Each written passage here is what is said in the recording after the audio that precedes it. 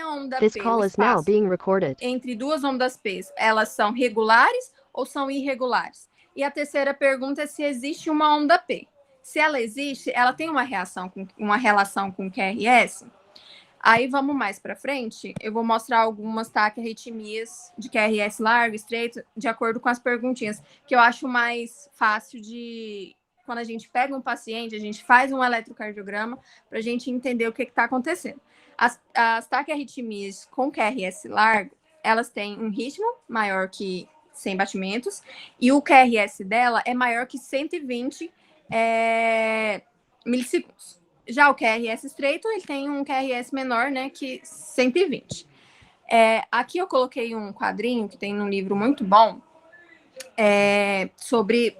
para diferenciar, né, as taquiarritmias com QRS largo e o estreito. E já fala também sobre o intervalo ER regular ou irregular. Então, a gente tem nos QRS estreitos, com intervalos regulares, a taquicardia sinusal, ataque supraventricular e o flutter.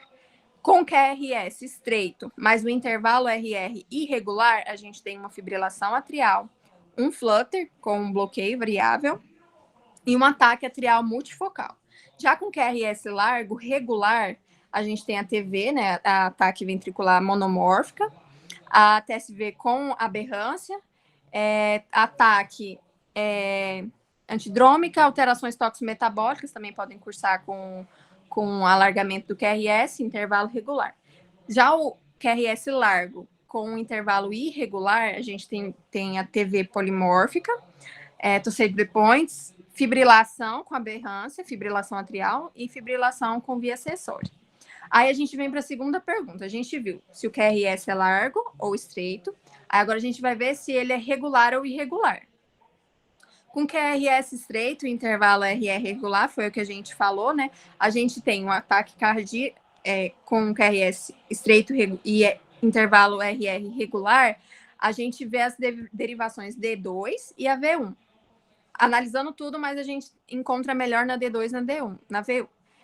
A gente tem que identificar as ondas P e comparar o número de onda P com o complexo QRS, que é muito importante, porque tem algumas taquiarritmias que não têm essa relação.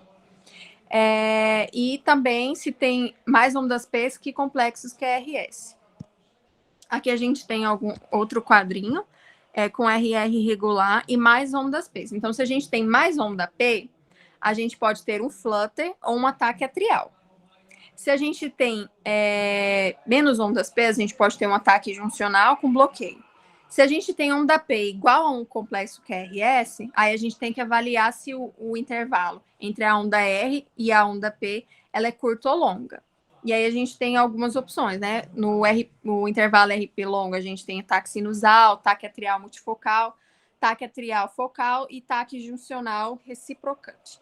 Na intervalo RP curto, a gente tem ataque cardíaco por reentrada nodal e ataque cardíaco por reentrada atrioventricular. Mais para frente eu vou falar cada uma certinho, que eu acho que fica mais fácil para todo mundo. O QRS estreito e o intervalo RR irregular, as possibilidades de arritmias são a fibrilação, o flutter, com condução atrioventricular variável e ataque cardíaco atrial. Então, a gente pegou o eletrocardiograma, viu que o QRS é estreito, tá com ataque cardíaco, QRS estreito, intervalo RR regular, então a gente já pode pensar numa fibrilação atrial, num flutter atrial ou no ataque cardíaco atrial. Já quando a gente tem um QRS largo e um intervalo RR regular, a gente pode ter aí um ataque cardíaco ventricular, um ataque supra com condução aberrante, um ataque cardíaco por reentrada atrioventricular e algumas alterações toxicometabólicas, como eu tinha falado. Aí, hoje, agora, a gente vai falar só sobre a atrial e supraventricular. Eu acho que tem outra aula, né, Fê, que fala sobre ataque ventricular. Tem. Quando a gente tem um QRS largo e um intervalo RR irregular, a gente pode ter uma ventricular polimórfica, fibrilação atrial, precitado ou com aberrância.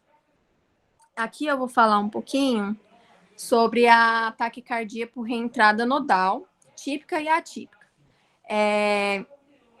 A taquicardia, né, por reentrada nodal é uma taquicardia supraventricular, e é a causa mais comum de palpitações em pacientes sem alterações cardíacas estruturais.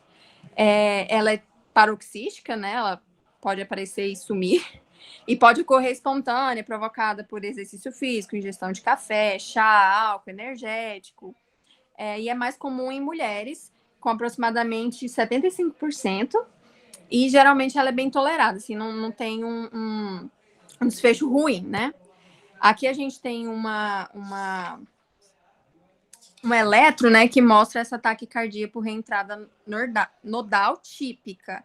Essas setinhas, elas indicam as ondas P retrógradas, que elas são pseudo S em D1, é porque eu não tenho mousezinho, mas no D1, no D2, perdão, dá para ver que ele tem uma pseudo S e um pseudo R em V1. Não sei se todo mundo está conseguindo ver. Na setinha. Agora, fibrilação. Eu vou falar um pouco mais das taquiarritmias mais comuns, tá, gente? Porque são muitas.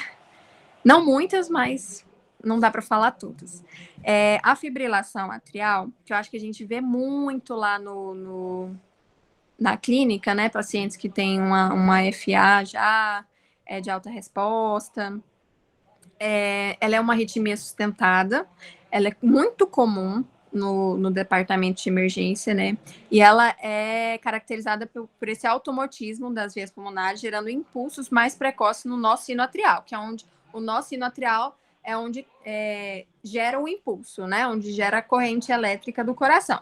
No eletro, a gente observa a ausência de onda P, ou seja, já que o átrio ele não está funcionando corretamente, ele não vai ter a onda P, né? Que é a despolarização do átrio. A gente vai ter ondas irregulares, que a gente fala onda S, o QRS ele é estreito e o intervalo é irregular. Então, peguei um eletrocardiograma, vi que ele tem uma taquicardia, um QRS estreito, o intervalo dele é irregular, e eu vejo que ele não tem uma onda P, aí a gente já pode pensar na fibrilação atrial. Aí vocês podem olhar aí geralmente é bom ver no D2, né? Não tem uma relação entre as ondas P e os complexos, né? Você tá vendo? Ele não tem uma onda P. O átrio, ele não gera esse impulso, né? Fica fazendo essa reentrada. Alguma dúvida, gente, da fibrilação? A gente tem muita fibrilação lá na clínica e no pronto-socorro. Já pegamos também, acho que, fibrilação na UTI. Porque eu acho que eu confundia muito fibrilação com flutter. Mas se ninguém tem dúvida, vamos passar. Flutter, que também é muito comum. Inclusive, na UTI a gente pegou uma reversão, né, de flutter. Ele é uma arritmia supra, né, ventricular, causada por um circuito de macro reentrada. Então, a gente tem uma diferença, né, entre o mecanismo da fibrilação atrial para o flutter. No eletro, o que a gente encontra? A taquicardia, ou seja, a frequência maior que 100. A gente vai ter também um QRS estreito. A gente vai ter ondas F em dente de serra. E a gente consegue evidenciar no D2, no D3 e no AVF. A frequência no flutter, ela é muito maior que na fibrilação. Então, a gente tem aí uma taquicardia de 250 a 350 batimentos. E pode existir também outros padrões de condução, até de condução atrioventricular variável, né? Eu vou mostrar aqui. Aí vocês podem ver nas setinhas, esse é o D2, né? Que a gente consegue ver essas ondinhas, parece um dente de serra. No D3 também a gente consegue ver. Então, a gente tem uma taquicardia, com onda, não existem ondas P, né? São ondas Fs em dente de serra. O flutter eu acho mais fácil de identificar. Taquicardia atrial. A taque atrial, ela é causada, né, por um hiperautomatismo de um foco atrial. Ele não tem um mecanismo de reentrada.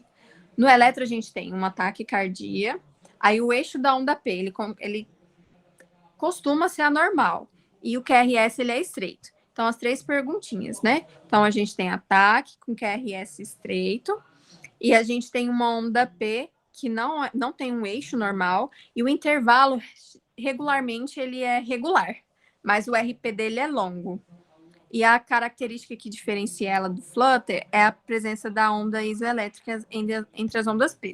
Então, aí, nessa parte do elétron, a gente tem, não sei se vocês conseguem ver, a gente tem essas ondinhas, opa, passei, essas ondinhas que pode confundir, assim, esse não dá tanto para confundir com o Flutter, mas a gente pode confundir com, dá para aumentar, dá para confundir com o Flutter. Então, a gente tem uma ataque atrial, a gente tem essa questão da onda isoelétrica P, aqui também, e essa é ataque atrial. Ataque atrial multifocal. Ataque cardíaco atrial multifocal é um ritmo irregular, diferente da ataque atrial focal. Ela é secundária a múltiplos focos ectópicos de automatismo do átrio. Pode estar associada, né, em 60% a 85% dos casos com uma doença pulmonar. Geralmente em casos de exacerbação de DPOC, né, que a gente até discutiu na outra semana também, sobre doença pulmonar obstrutiva crônica. Também pode estar associada a distúrbios eletrolíticos, hipermagnesemia, ou uso de aminofilina ou teofilina. Aí, o que a gente encontra no eletro? Então, a gente tem ataque cardíaco, o ritmo irregular, diferente da ataque atrial focal, e as ondas P com 3 morfologias diferentes no intervalo PR irregular. Então, vamos lá. Aqui, a gente tem as setinhas mostrando pra gente ondas P com formato irregulares. Aqui a gente tem também QRS, tá vendo? Onda R, a gente vê que o ritmo ele não é regular. E ataque cardíaco, tá? Bom, tratamento. Tratamento das taquiarritmias. Quando o paciente é um paciente estável, a gente pode optar pelas manobras vagais. Então, a gente tem a massagem do seio carotídeo e a manobra de Valsalva. Uma coisa que eu achei muito legal, que eu e Davi, a gente teve a oportunidade de fazer a manobra de Valsalva lá no pronto-socorro. Não deu certo, a gente teve que pular para cardioquímica, né, cardiovenção química, mas geralmente, em alguns casos, dá certo, né? Eu vou focar mais na manobra de Valsalva porque eu acho ela mais interessante. Então, o bonequinho mostra pra gente quando a gente tem um paciente que está com, um exemplo, um ataque supra, né? A gente chama ataque supra. Mas é um ataque cardíaco atrial multifocal. A gente tem um paciente estável, que não tem uma dispneia, não está com palpitação, ele não tá com nível de consciência rebaixado, então a gente pode primeiro iniciar com a manobra vagal, a manobra de Valsalva. Então a gente faz com que ele aumente, né, a pressão torácica soprando uma seringa por 15 segundos. Ele fica soprando essa seringa sentado. Depois de soprar a seringa, a gente vai deitar esse paciente e elevar as pernas a 45 graus e permanecer com elas elevadas por 15 segundos. E depois senta o paciente. Não na maioria, mas em alguns casos, a manobra de Valsalva reverte essa taquicardia. Algumas não. Quando a gente não tem a reversão pelas manobras vagais, aí a gente pode passar para adenosina, que é uma medicação que vai fazer a reversão dessa taquicardia. Um dos cuidados que a gente tem que ter com a adenosina é que é uma medicação que vai fazer com que o paciente tenha uma sensação de morte. Então, é importante a gente orientar bem o paciente que ele vai sentir uma sensação de morte mesmo, porque ele vai dar tipo um reset no coração. A adenosina vai dar um parou para o coração começar a se organizar. E outra coisa que é muito importante, também um cuidado de enfermagem muito importante na aplicação da adenosina, é que a gente tem que fazer um bolos, porque a meia-vida dela é muito rápida, segundos. Então, a gente geralmente coloca uma torneirinha, coloca um soro fisiológico para fazer um bolos, igualzinho, tá? Nessa imagem. Eu coloquei porque eu achei melhor para elucidar vocês. Coloca um soro fisiológico para a gente fazer um bolos, coloca a torneirinha e a adenosina. Faz a adenosina, troca a torneirinha, faz o bolos. Isso é bem rápido, gente, questão de segundos. Faz o bolos e eleva o membro do paciente. Uma coisa também muito importante é elevar, não tá aqui na imagem, mas é muito importante a gente elevar o membro do paciente, tá? E aí a gente faz o início, né, da administração da adenosina em 6 miligramas, então é uma ampolinha. Fez uma ampola, não resolveu, aí a gente pode fazer 12 miligramas, né, que são 2 ampolas de adenosina. Geralmente funciona. Caso não funcione, aí a gente vai para cardioversão elétrica, tá? Aqui tem outros antiarrítmicos que são usados nas TACs supraventriculares. Nas outras taquiarritmias, então a gente tem um beta-bloqueador, que é o metoprolol, ditiazem, que é um bloqueador de canal de cálcio, o verapamil, que é um bloqueador de canal de cálcio também, o deslanosídeo, que eu acho que é mais usado lá na clínica, acho que todo mundo conhece, a mildarona, que é um antiarrítmico, né, classe 3, geralmente faz aí quando o paciente está em flutter ou em fibrilação, e magnésio também, a depender aí da causa dessa arritmia. Em relação ao tratamento, alguém tem alguma dúvida? Tá tudo tranquilo? Sua voz falhou um pouco. Nesse finalzinho, Fê? Tá tudo certo. Tá tudo certo? Então, gente, é isso. Alguém tem alguma dúvida sobre como reconhecer essas taquiarritmias? Eu tentei ser bem prática e tentei trazer as que mais acontecem na clínica e no pronto-socorro, na UTI também, que a gente roda bastante, porque às vezes a gente pega um eletro e fica perdido. Tem isso, tem aquilo, e não tem, fica meio perdido. Então, eu tentei trazer de uma forma que a gente entendesse melhor para ficar mais fácil. Alguém tem alguma